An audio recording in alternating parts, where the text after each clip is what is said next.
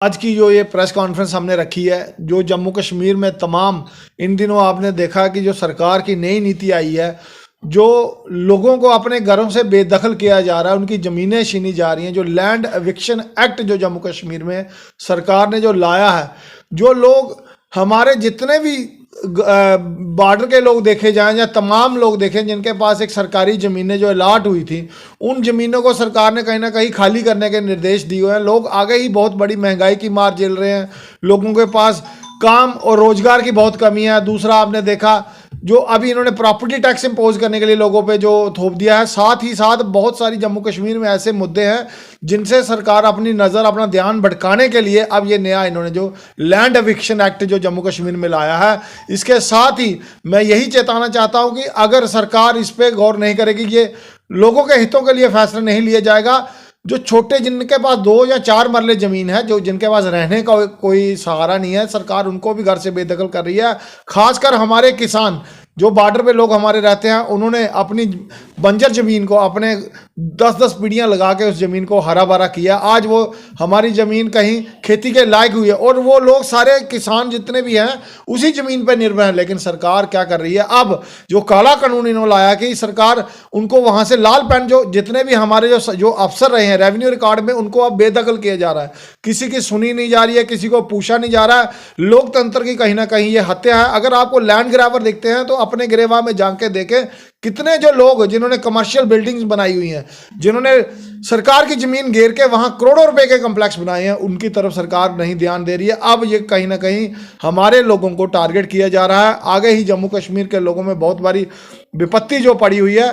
तो फिर हम यही चेतना, आज हमारे साथ हमारी कॉर्पोरेटर जो मल्या शक्ति भी बैठी हुई है साथ में, और तमाम जो कानून सरकार हमारे हितों के लिए लाने चाहिए थे, अब वो कहीं ना कहीं काले साबित हो रहे हैं। उसके साथ ही मैं ये कहना चाह रहा हूं कि जो आपने लैंड ग्रैबर जितने भी आपने जम्मू से जहाँ कश्मीर में देखा जाए, जिन्होंने 100-200 कनाल जगह घेरी हुई है, उनकी तरफ देखना चाहिए, ना कि जो छोटे मोटे किसान हैं जिनके पास सिर्फ रोजगार का साधन ही वही है जिसके थ्रू वो अपनी जीविका चला रहे हैं। अब सरकार उनको बॉर्डर की बात कर लें, जो डिच बनाई गई है सरकार ने, उनका मुआवजा अभी तक नहीं दिया गया। लोगों की 20-20 कनाल जो डिच में आ गई है और पिछला मुआवजा तो नहीं दिया, अभी जो आगे ज़मीन उनके लिए बिना पूछे उनका मुआवजा नहीं मिला है।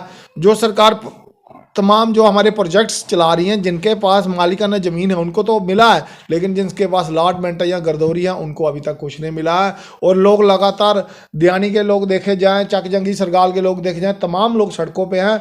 मैं चाहता हूं सरकार अपने नुमाइंदों को भेजे और अफसरों को भेजे, पहले ये तहकीकात करें इनकी माली स्थिति क्या है, क्या ये लोग रोजी रोटी चलाने के काबिल हैं या नहीं है। तो मैं आपके माध्यम से यही कहना, अब इसके बाद हम बहुत बड़ा एक प्रदर्शन करेंगे अगर सरकार हमारे लोगों की नहीं सुनती। जो आपने कहा सिर्फ वो एक निर्देश दिया है, ना ही कोई उसकी नोटिफिकेशन जारी हुई है। जब तक कोई नोटिफिकेशन नहीं आती है, सरकार कोई पैरामीटर तय नहीं करती है, लोग कैसे मान लें।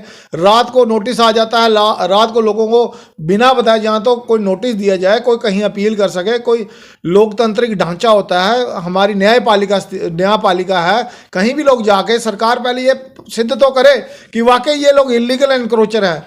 सरकार उनको नोटिस देकर सिर्फ तोड़ने का काम कर रही है, ना कि बसाने का काम सरकार का कार्य है। लोगों को बसाया जाए।